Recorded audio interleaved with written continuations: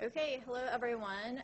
Welcome to the spring term transportation seminar. So since this is the first day of class, we will be passing around our sign-in folder. So make sure you mark an X where your name is and take a copy of the syllabus that's inside of the folder. And my name is Jenny Liu. I am a faculty member at Urban Studies and Planning, and I am teaching this course along here with Dr. Kelly Clifton at Civil Engineering, and also Professor Li-Ming Wang, who is not here today. He will also be here at some of the seminars throughout the term. So one reminder is when you are reading through your syllabus, make sure to look through all the requirements and make sure that you have selected the correct grade option.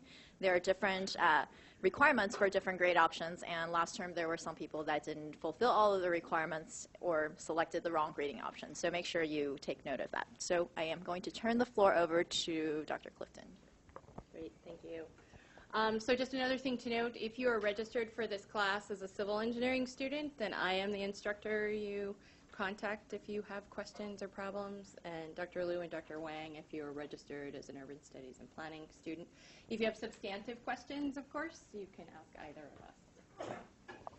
So as Dr. Liu said, welcome to another riveting term in the Friday Transportation Seminar. We have a very interesting lineup, and we're going to kick it off with Joe Broach, who is a Ph.D. student in urban studies and planning. And he's presenting some work that's hot off the presses today from some work he's been doing with Dr. Dill called the Family Activity Study, and he's exploring walking and biking activity. So, without further ado. Thanks a lot, Kelly. Riveting. Set the bar high. Let's see what I can do. I'm excited to kick off this term, though, and I think this is a pretty fun topic. It's always fun to start by getting a little sense of the audience. So how many of you in here are parents?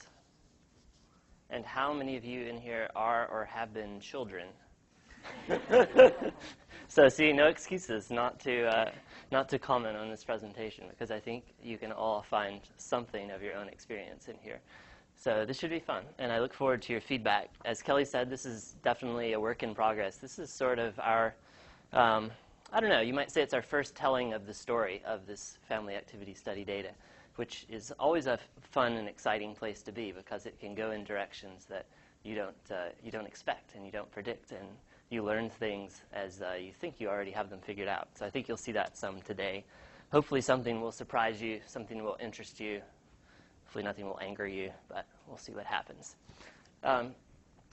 So there's been quite a bit of work over the last 20 years or so. I mean, at least it's a mini explosion of work on children's travel, and a lot of it has been tied to the Safe Routes to School program, which got a lot of funding and has had a lot of success and also drawn a lot of research attention.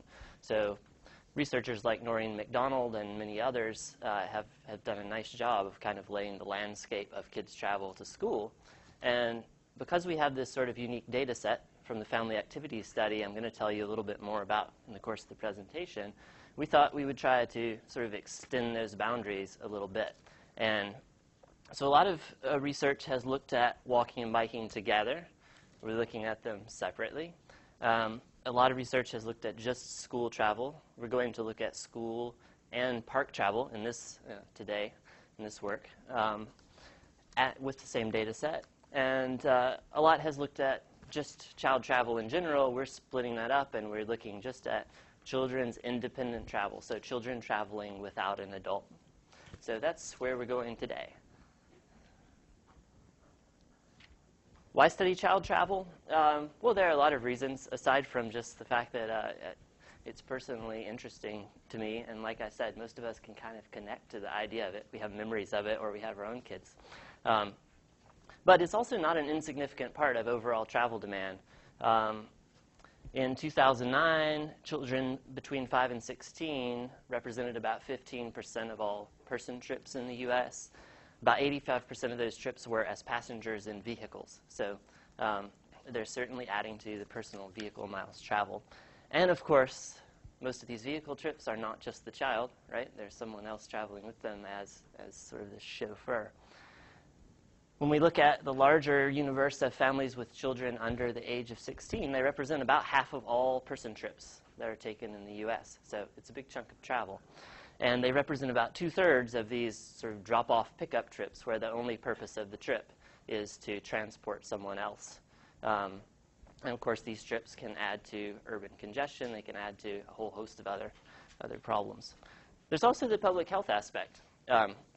I last presented this research at the Active Living Research Conference in San Diego a few weeks ago to public health folks, and they've been working on this from a somewhat different angle. They're not as concerned about vehicle miles traveled in general, but they're concerned about the public health aspects of that decision to travel by car. So when kids travel independently, it means that they're traveling by foot, by bike, by public transit, and these are more active modes than being a car passenger. So kids traveling independently could help with public health outcomes and sort of the widely known public obesity trend. Why study independent travel? To me, it's partly because it's a personal interest of mine, and it's been a lot of fun to do this research. I don't have kids. I'll make that disclaimer. But in presenting this research, no matter where I'm presenting it, no matter how much the person that comes up to talk about my research is maybe an expert modeler who could be helping me with that aspect of the work, their first comment almost always comes from their role as parent or future parent. It's very interesting that that's how people approach this research. People immediately have something to say about parenting in this, and it's been quite interesting and I find it kind of optimistic that there's definitely this sort of push and pull. There's this push to get kids out there and getting around on their own because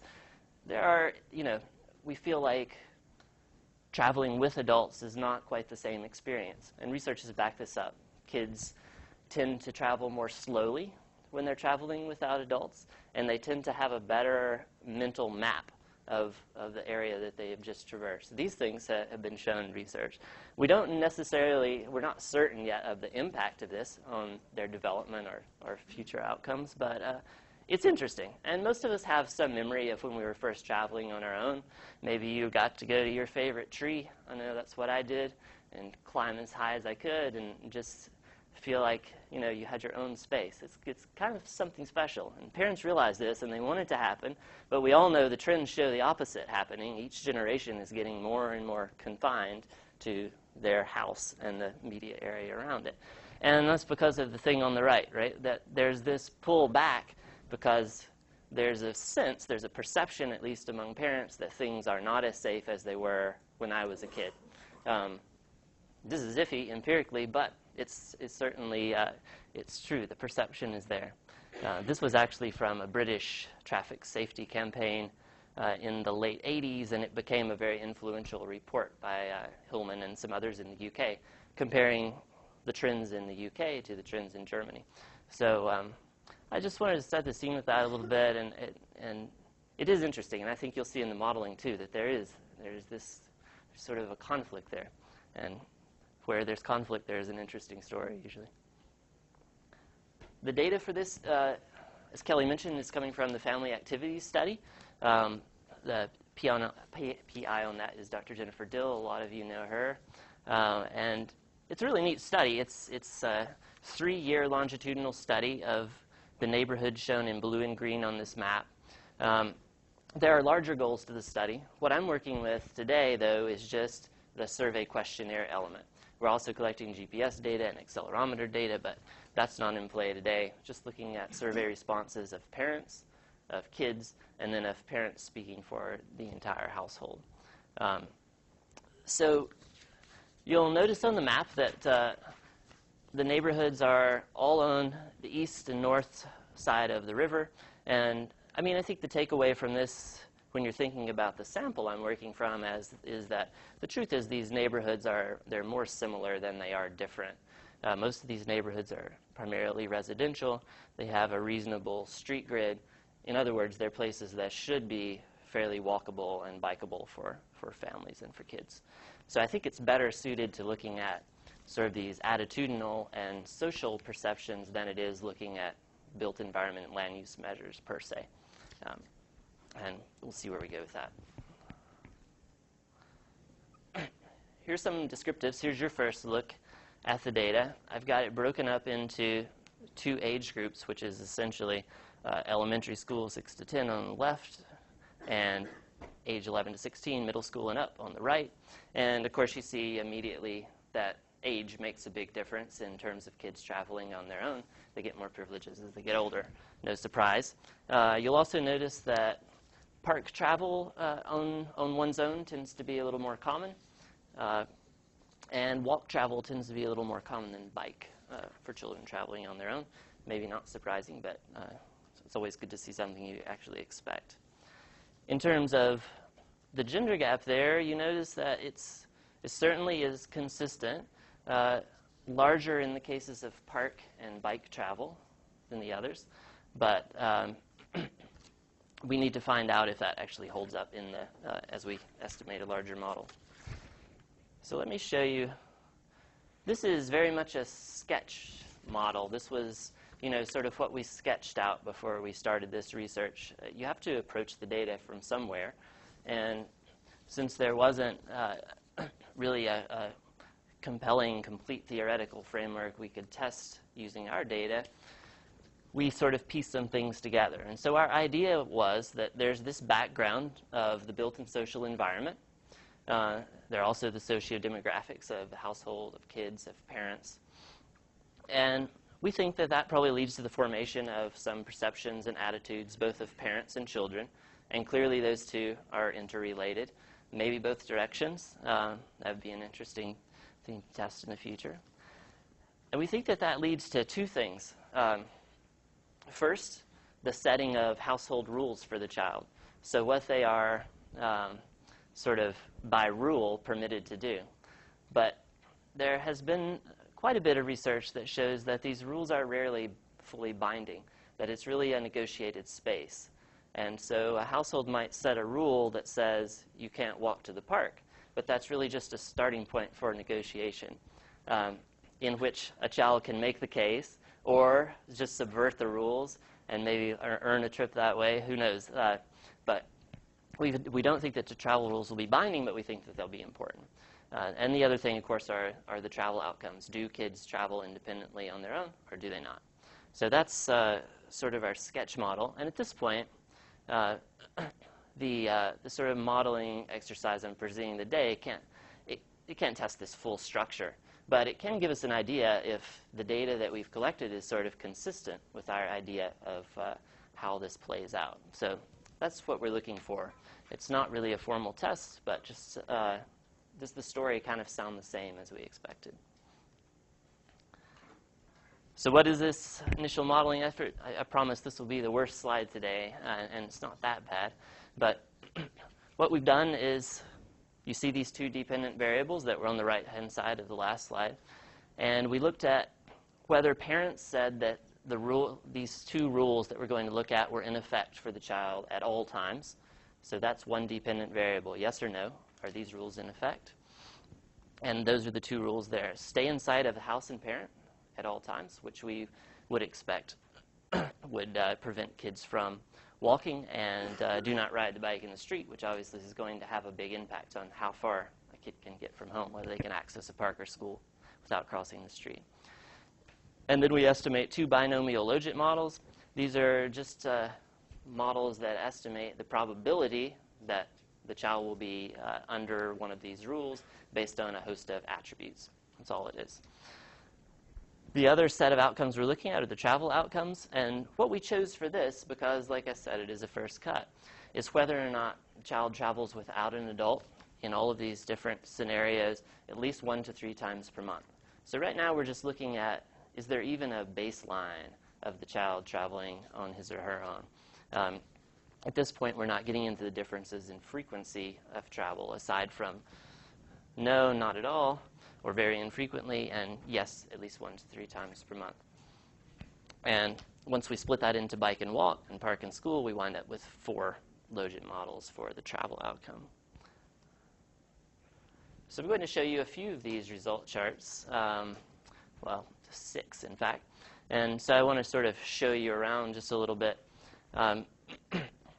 what you see here are the predicted outputs of the model. So this is with all of these variables, all of the other variables being held constant, what is the effect of increasing each of these variables that's shown by 1 unit? And I put percent up there just because it's natural to see it that way, but what these really are percentage point changes. So let's take the example at the top. We have this rule that you have to stay inside at all times. If a child is part of a single-parent household, then holding everything else constant, we would expect a 13 percentage point increase in that rule being in effect. Does that make sense? Yeah, I think it does. So as we look down this list, you see several factors: the single-parent household, the gender of the child being female, and then when they're in italics, we're looking at parent-level variables. So the parent's perception of stranger danger on a scale between 1 to 4, 1 unit increase in that also increases the probability that the kid's going to have this rule to stay in sight. I think all of those make sense. We see the gender gap here in terms of rules. The single-parent household is more restrictive. That's interesting, right? Because this is independent travel. We're not talking about the lack of availability of a parent to take a kid. They're just a bit stricter in those households in our sample. Now, on the other side, reducing the probability that the kid will be under this rule is an interesting self-selection variable. So this is really at household level, both parents responding if there are two. And we asked them, when you were choosing your home, how important was it to you that it's a good neighborhood for kids walking on a scale of 1 to 5? And we see this actually has an effect. So if the household chose to live in a neighborhood that was good for kids to walk, less likely to have this rule.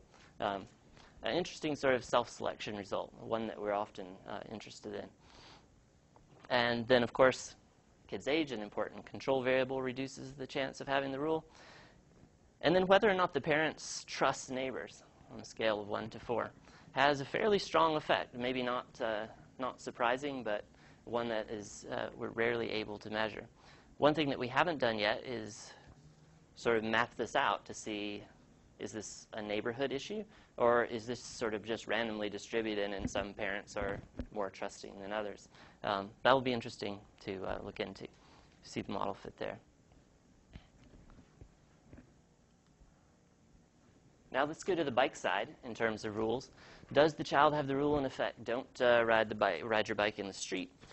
And you can see that parents' concern about neighborhood traffic stands out as being the strongest positive factor in having that rule. Not surprising. Again, there's age. Now here's an interesting one.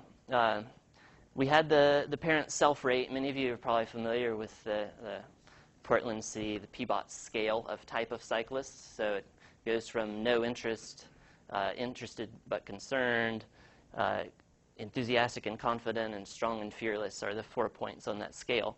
And so we asked both adults in the household, if there were two, to rate themselves as cyclists. And what we found was that it wasn't the average that fit the model best, but instead the least interested or least enthused parent in the household.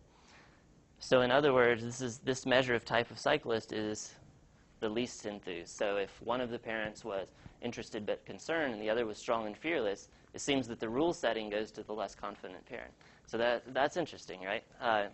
It's not enough just to get one parent in a household confident about cycling. You may need to get both in order to kind of relax the rules for kids. I'm intrigued by that one. I'd look forward to your comments if you have any on that, particularly for those of you that have kids and make joint decisions. Again, we see the self-selection effect. If in choosing their home it was important that it was good for kids biking, then they were more likely to let their kids bike in that neighborhood. So there is some evidence of self-selection. There's one variable that we measured continuously, so it's not shown here, but I'll show it to you on the next slide. And that's also a very interesting one. So we tried a number of different land use variables and land use mix variables. And the one that seemed to be the best fit in the model was this measure of land use entropy, which is just a measure of general land use mix, where each land use type, single-family residential, multifamily residential, industrial, commercial, increases the entropy. So you see up top, that would be a very low entropy neighborhood. It's all single-family residential. In the bottom picture, you would see, at least for our sample, an example of kind of a high entropy neighborhood where you have some retail, you have some multifamily, and then, although it's hard to see, it's a bit blurry, there's single family here as well. Now, what's interesting about this, I mean, that's not a surprising finding that the bottom one, the kids would be less likely to be able to ride their bike in the street than the top. But what's interesting is that's even controlling for the parents' concern about traffic. So it's this mix of factors that seems to be affecting them. And I mean, we have some ideas, but I'd be interested to hear yours. And aside from traffic concern, what else is it about a mixed-use environment that you feel like would have parents more concerned about their kids biking in that sort of neighborhood? And that's one that needs more, definitely needs a longer look, because it maybe, you know, we're usually pushing for mixed use, maybe not something that looks exactly like that, but there could be some sort of unattended consequences for kids in a mixed-use neighborhood. So here's a little bit of a recap for you in terms of the rules models. So what we saw consistently was the age and gender effect. We also saw on the parents' end, as we thought, it's sort of the parents' perceptions that dominate the rule setting, right? And that's what we would imagine to be true. They're the ones setting the rules. It's their perceptions that matter. So stranger danger, traffic, we saw neighborhood trust, their preferences for walkable and bikeable neighborhoods for kids. And then, interestingly, that the least confident cyclist in the house was important as well. And then at the household level, single-parent households, more restrictive. Neighborhood land use mix needs more study, but at least at a first cut, it appears that increasing mix makes it less likely that kids are allowed to bike on their own. So, sort of the rules, and now let's get into the travel itself. Well, probably the most important factor, of course, is how far does the kid have to go from home? If the park is next door to the house, probably a good chance they'll be allowed to go there, right? As it gets farther away, well, what happens is probably what we'd expect, except here's our first big difference. Notice the x-axis scale for park versus school, right? Much more compressed. The effects of increasing distance on kids traveling to the park on their own, much stronger than for school travel. Interesting. And you see the little tidbit up there that a child is 3 times as likely, given all else is equally, if the park is a quarter mile away versus the park 3/4 miles away. So even that last half of a mile can make a big difference in a kid being able to access a park. So one sort of piece of evidence that it's important to look at school and non-school travel a little bit differently.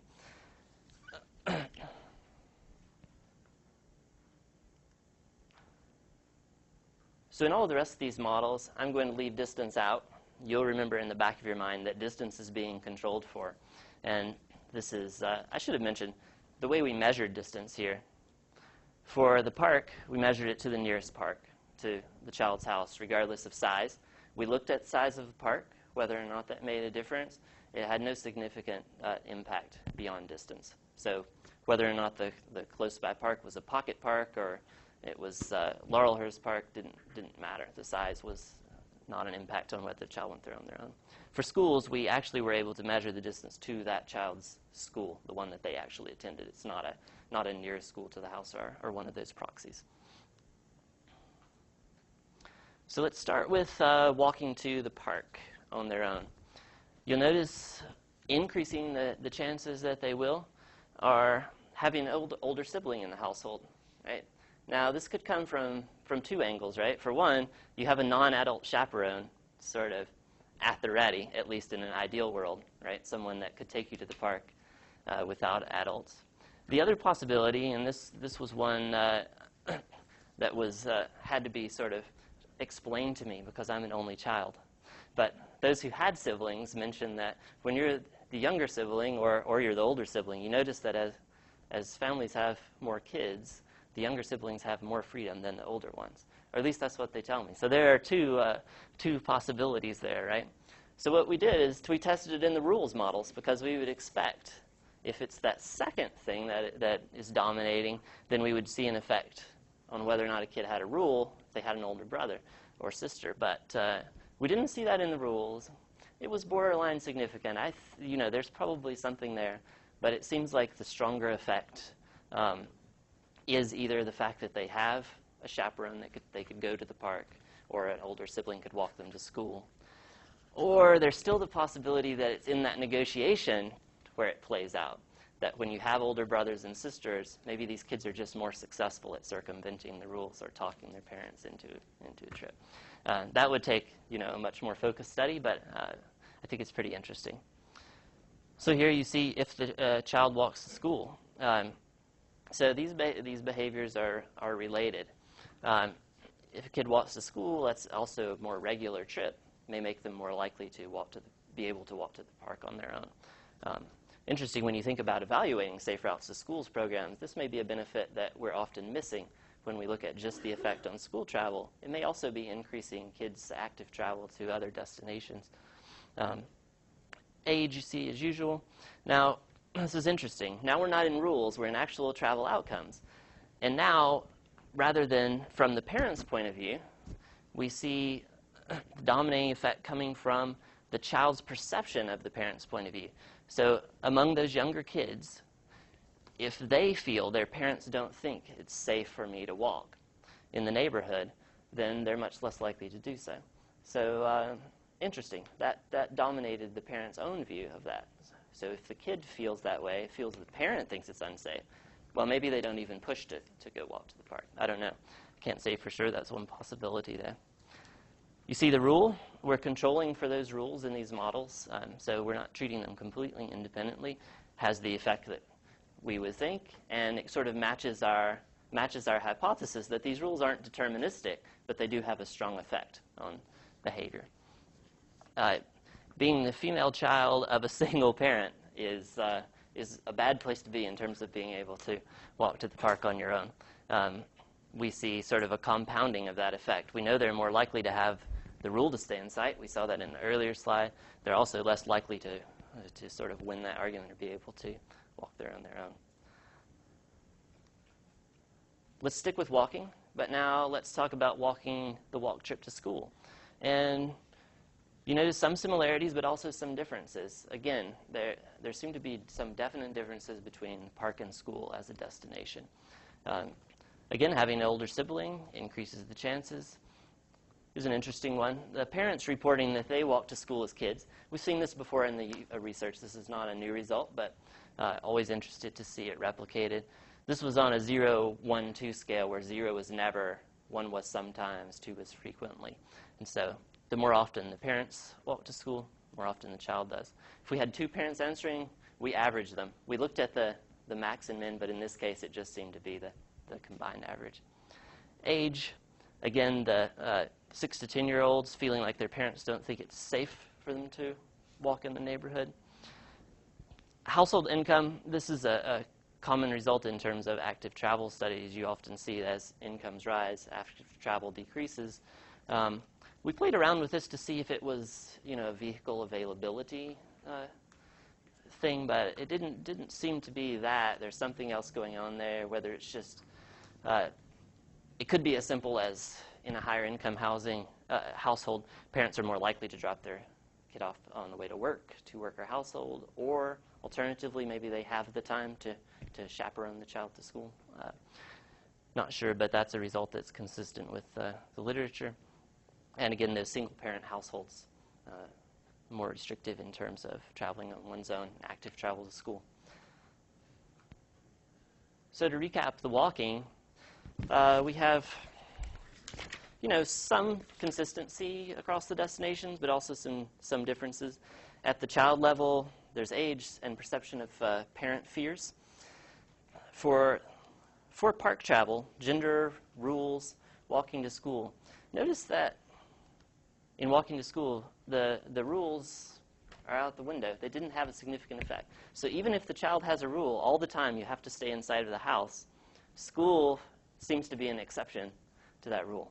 And we can think of some reasons for that, right? one of the things is it's probably perceived as sort of a relatively safe destination. They know where their kid's going to be at the end, perceived as a safe place. There are lots of other people walking to school, so maybe they feel there are more eyes on the street, that sort of thing. But yeah, interesting that it would be different. Rules are more binding for park travel than school travel. The other things we found is that the parent walking to school, so the parent's past behavior has a carryover effect on their children. We've seen this before. Interesting to see it again. The sort of older sibling benefit to younger kids walking on their own is there. And then, again, proximity, very important. Let's move on to biking. So I hope I've made a little bit of a case already that school and park as destinations seem to be a little different. Also want to make the case that we shouldn't be lumping walking and biking together when we look at these sorts of behaviors. They're still quite different, at least in the U.S., in terms of modes of travel. Biking to the park, we see that familiar result from the walking. If they bike to school, even stronger here, much more likely to also bike to the park on their own. The older sibling effect. Now here's where it changes a little bit. The peer group effect. The peer group effects you'll see seem to be much stronger in bicycling behavior than in walking. So symbolic maybe of bikes not yet being, even in Portland, completely mainstream. More likely if your peers do it to do it yourself. That wasn't the case with walking. We tested some peer group walking variables and didn't see any effects. And, but walking is kind of mainstream compared to biking, I think. So if peers bike to non-school places, that was the way the question was phrased, not a park specifically, but if they bike to places other than school, then that child themselves is more likely to to bike to the park on their own. You see age there. Here's one that can be a bit controversial, but there you go. So among the older kids, if they reported that they didn't like wearing a helmet, and they reported this on a scale to 1 to 5, they were less likely to bike to the park on their own. Maybe they took another mode where they didn't need to wear a helmet.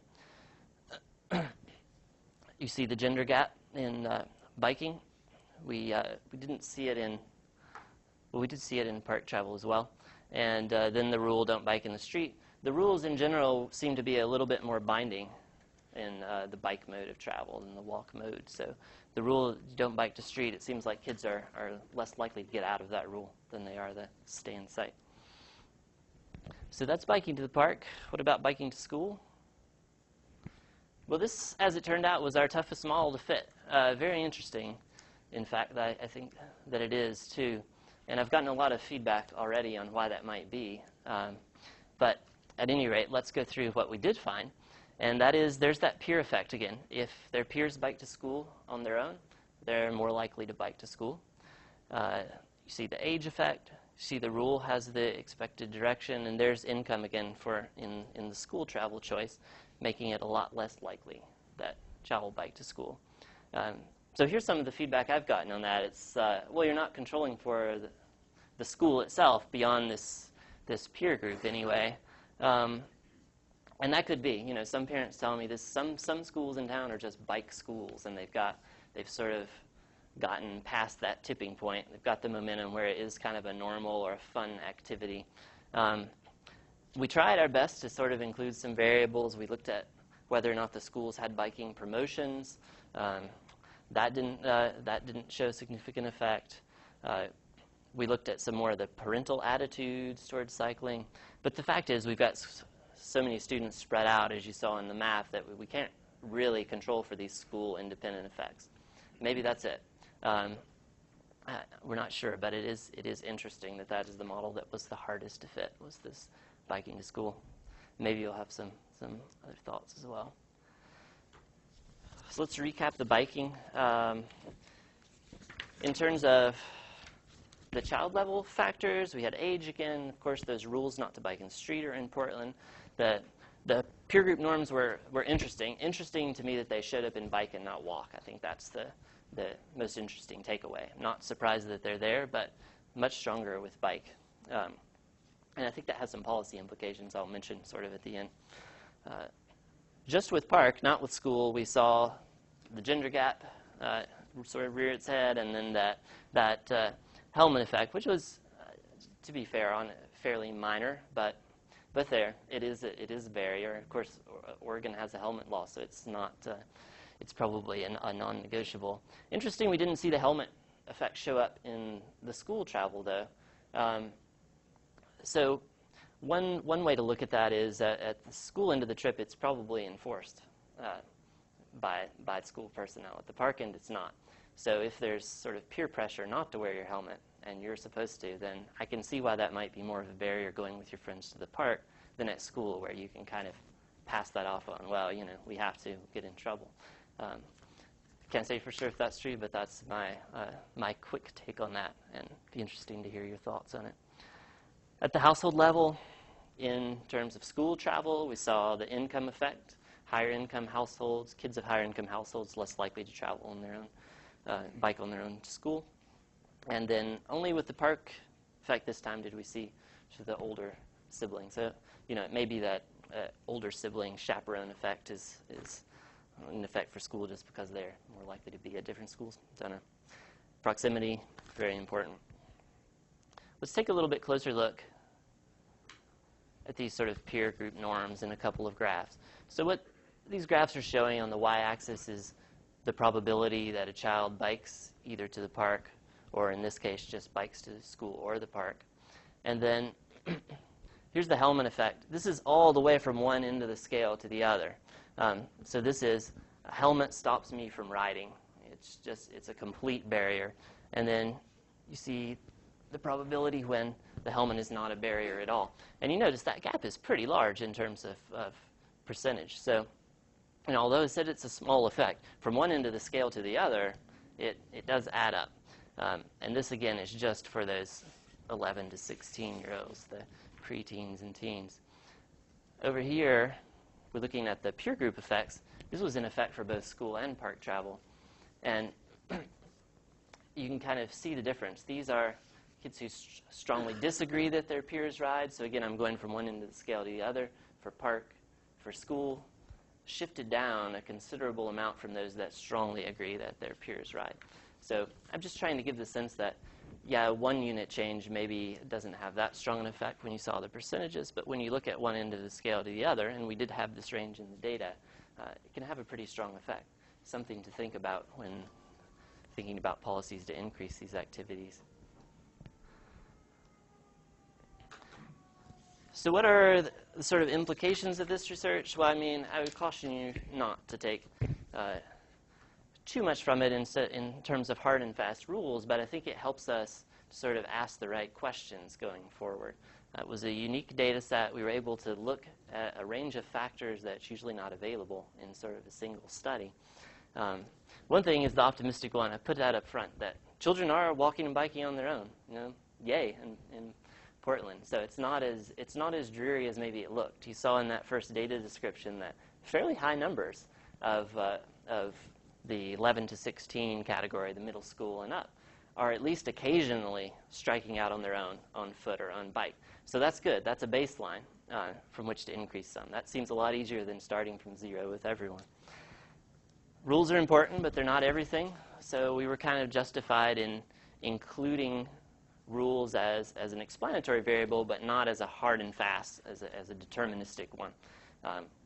This is something, you know, it's fun. It's a little out of my purview. We're getting into psychology and sociology, and intra-household relations. But from a travel behavior perspective, we need to realize that we shouldn't just say, okay, that kid can't leave the house. It's not a possible option for them. That's not true. We shouldn't do that in travel models. Park travel is definitely different. Proximity is a much stronger effect. I think this is this is very consistent with the idea that these pocket parks could be great things. Even if there's not much in them, if they're very close to a child's house, it might make it a lot more likely that they have somewhere that they can access on their own, even if as a family still continue to go to big destination parks elsewhere. They might have real value to kids. The gender gap is persisting in our data in terms of park travel. We didn't see it in school travel, so that's I see that as a positive. It doesn't mean that it's necessarily gone, but in our sample we couldn't detect it for school travel. Park travel, we need some more work there. Bike travel also a little different than walk travel. It seems to be maybe more social, more bound to social norms, like helmet wearing, whether or not your friends ride to different places. That's something that, you could come up with some kind of creative policy ideas. So maybe instead of targeting an entire school, you target classrooms, or you target sports teams, or after-school activity groups. You want to get at, if you can get a group of peers doing it, it appears that they're a lot likely to do it on their own. So that's one potential policy takeaway. Rules also seem to be more binding. So we also need to look at adults when we're trying to encourage kids to travel. We need to think about adults themselves becoming more confident cyclists. There was that interesting result that it might be the least confident cyclist in the household sort of sets the rules. So something to think about moving forward. The traffic and mixed use result was interesting, where we found that mixed use is even controlling for traffic concern. Kids seem to be more likely to not be allowed to bike. So that's something that we need to look into more. And then I see a potential here. I do travel demand modeling in particular, and one comment I've gotten from presenting this research to other modelers are, this is really neat, and I can see policy implications, but I don't see how in the world we would ever measure these things in terms of putting them into a regional travel model. But I see some potential here. Clearly, you're not going to be able to predict 20-30 helmet dislike among 11 to 16-year-olds, right, at the TAZ level, nothing like that. But just knowing whether or not independent travel is an option based on the age of a kid and based on the distance to the destination could be really useful in activity-based models. I've been involved with estimating a party formation model in these travel models, where you figure out which members of a household might get together for a trip. And I think that could have been really useful to have this sort of probabilistic cutoff with age, that these kids are probably going to need to partner with an adult in the household. These kids may be able to travel and make this trip on their own. So I think there is potential here, even though it will take a little bit more work. There's certainly limitations, and like I said, we're planning to improve this research. That's kind of a limitation of walking and biking that we didn't get into. We gathered most of our data during good weather. And we asked this survey question as well about during this kind of weather, during good weather, do you do it on your own? But the modeling technique, like I said, it can't test the whole structure. We had 330 households, but if you did the math on that descriptive slide, you saw we had over 500 kids. So we had multiple kids in each household. Now, probably their travel is related within the household, whether or not they're able. But in this model, we couldn't control for that. So that's an effect we'll have to look at in the future. We also couldn't control for those things, like I said, school-specific impacts, because we had the panel was spread too thin. We only had 1 or 2 students at any given school. It was, it's a sample. The sample is to some degree self-selected, although they weren't selected based on this travel behavior at all. But it's not a random sample of Portland, and you saw the sort of geographic distribution. It was also self-report data that I'm working with here. We do have, the actual travel data, so it's going to be interesting to compare how frequently parents said their kids travel on their own with how often they really did. Will it be higher? Were they trying to make their rules look like they worked better than they did? Or will it actually be lower? They were being optimistic. We can look at that soon, but here it was just self-report. Our land use and built environment measures, we're continuing to sort of refine those. I didn't show you everything that we tested. We tested a lot, but not surprisingly, they tend to be drowned out by the perceptions and attitudes that are formed based on what the neighborhood is like. So traffic concerns rather than actual traffic volumes. Not a surprise that would be a stronger effect. And then we haven't looked into the differences in frequency. Like I said, we just asked, we didn't ask this, but for this model, it was yes or no. Does the child travel independently 1 to 3 times a month or more or not? But we didn't look at the differences in those kids that travel a lot on their own versus those that travel less. That would take a slightly different model form, and something we'll do in the future, I hope. And with that, I will close and ask if there are any questions. My email address is there for this research. You're welcome to contact me. For the family activity study as a whole, you should get in touch with Jennifer Dill if you're interested in learning more about that. And that's all I've got. And I think I've left some time for great feedback. Great. Thanks, Joe. Yeah, thank you. So I just want to remind everybody, if you have a question, I have to bring you the mic so that the people listening online can hear you. And I also want to remind you, as part of this class, you need to turn in your questions at the end of the class every day. So, so great. I have some questions for you, but we'll see what the audience yields first. So who is this person here?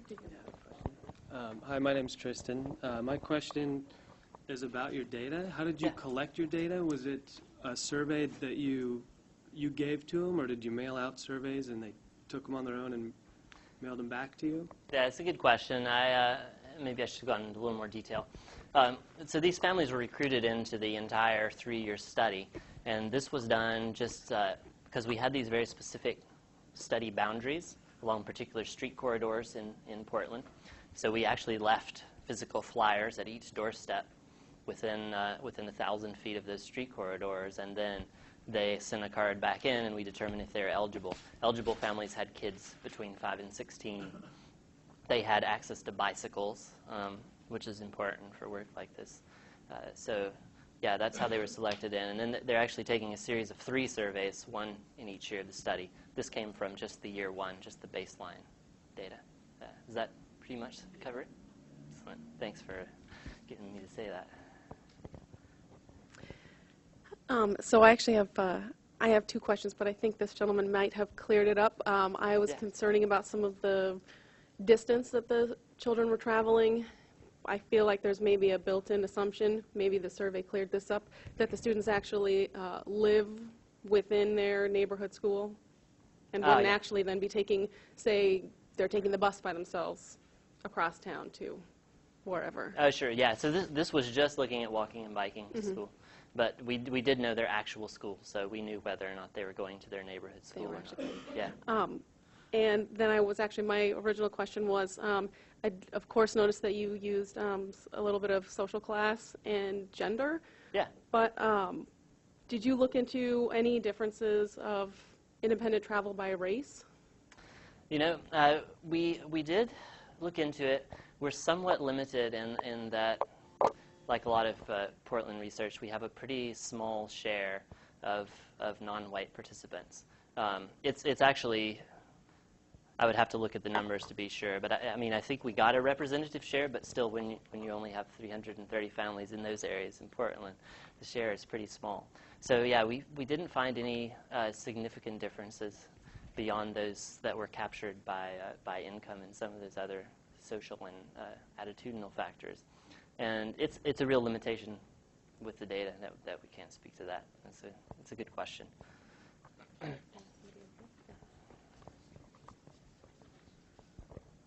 Hi, Joe. Hey, Darwin.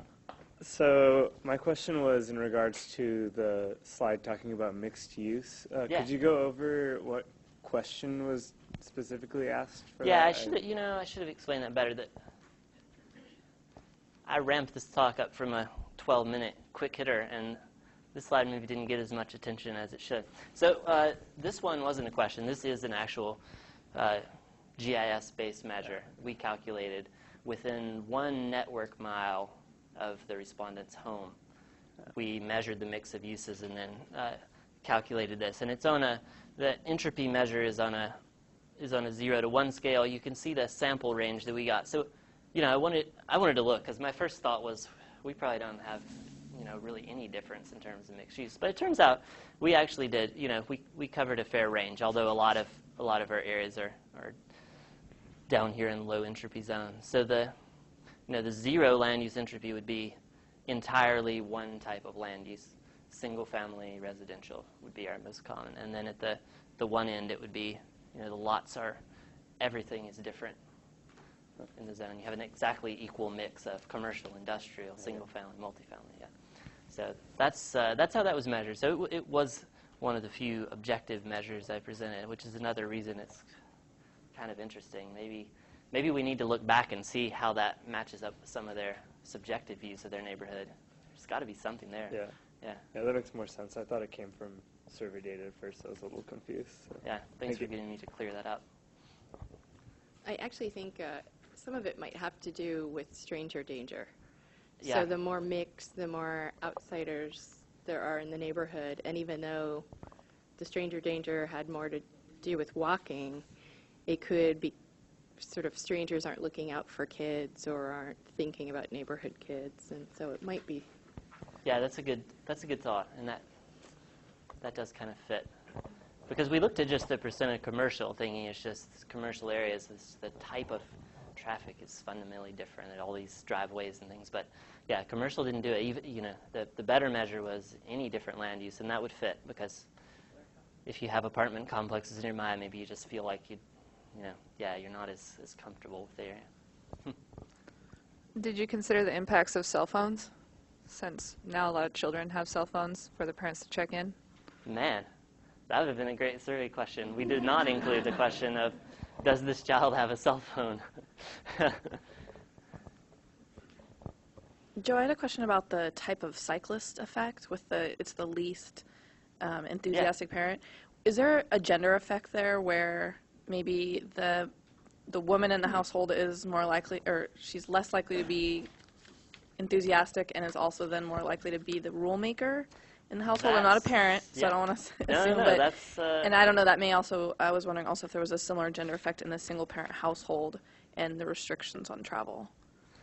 So like whether it was more likely to be a single-parent mother versus single-parent father household. Yeah, and we similar to the race question, we had so few single fathers that we couldn't really differentiate. But from what we could do, we could see a difference in the effect. There wasn't even a hint that it was different in the single-parent male-headed households, but it is in some sense that's mostly measuring a woman-headed household, a single household.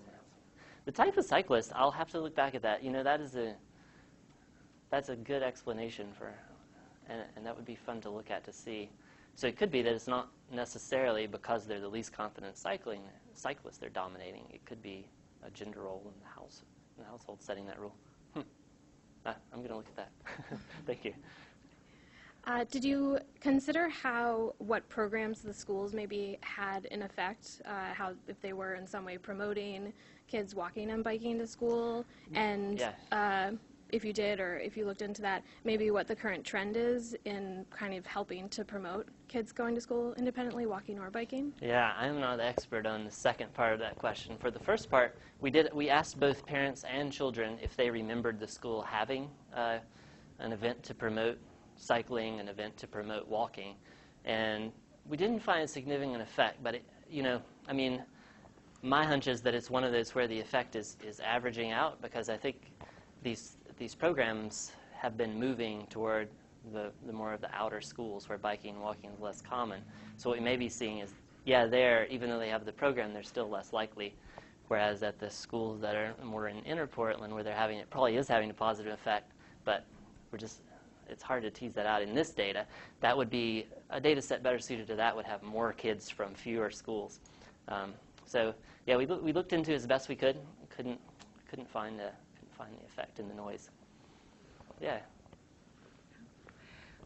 For the variable, the choice of variable, you use kind of subjective the variable, like a traffic concern, instead of the objective variable. Right. And do you think it is more the appropriate or effective for your study? I think it depends on what you're wanting to do with the data. Like I said at the end, if you're wanting to predict future travel or work this into a travel demand model, you have to use the objective measures for the most part, or at least you need to learn how you can proxy those attitudes and perceptions with the observed data that you have, and that's the next step. But I think in general, I think it's people's perceptions of the actual existing environment that drive behavior most closely. So we feel like when you have that data, that's probably the appropriate level to look at. And when we did look at different things, for instance, we would try actual traffic variables and the measure of an arterial barrier. And what fit better was whether or not parents were concerned about it. Same with crime. stranger danger measured at the parent level was a much better predictor than measuring crime levels in the neighborhood. So I think, you know, it's all filtered by our perceptions. That would be my quick answer to that. But you're right. It's different. You know, sort of different rules for different games here, depending on what you're wanting to do. It's a good question. I had a question. It was about land use and density. I saw that some of the areas you looked at were outer East Portland, and then there was Selwood. Yeah. And I'm wondering if the density, the residential density, if you looked at that at all, or if that's sort of captured under proximity, just looking at the distances between places, but was that examined at all? Yeah, we did look into density. Of course, there wasn't huge variation, and it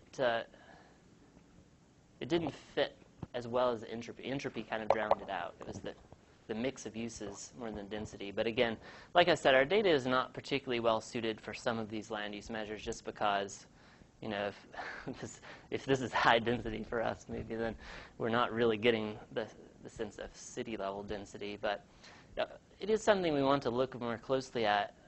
A challenge when you're looking at built environment data and land use data and specific travel trips is it's hard to know sort of what the sphere of influence is. Where do you want to measure it? Is it along the path to school or to the park where the density matters, or is it, you know, in a big buffer around the home or around the park? And it's tricky measurement. It is something I'm working on. So I wouldn't be surprised if, as we get better measures, something like density turns out to be a significant predictor here. Maybe for the reason Kelly said. Maybe in a dense area, you just, well, could go either way. There are more eyes on the street, but maybe more eyes you don't know. That's the tension there. And going back to school programs, do crossing guards play a role at all in determining independent travel?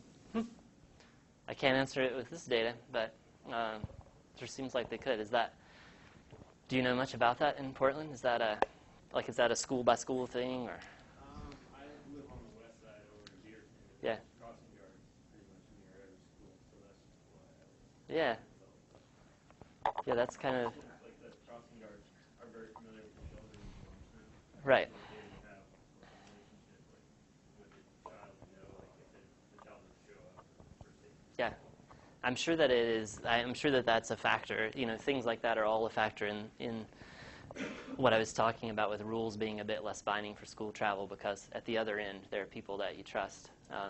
It would be interesting to measure that directly, like the cell phones, next time. That's good. Great. Well, thanks, Joe. Let's give him a rousing applause for his riveting talk. It was riveting. So next week we have Zhangping Zhao, I think from the University of Washington, who's going to talk about where? Ball State University. I think previously from the University of Washington. Who's going to talk about a topic that's near and dear to my heart, access to healthy food and food deserts in Seattle. So that's our speaker next week. Please turn in your questions, and then make your way to the park blocks for the Students in Transportation Engineering and Planning's Urban Olympics event. They're kicking it off in 15 minutes. Thanks. Nice work. Thanks, Kelly. I did a way back in the beginnings of my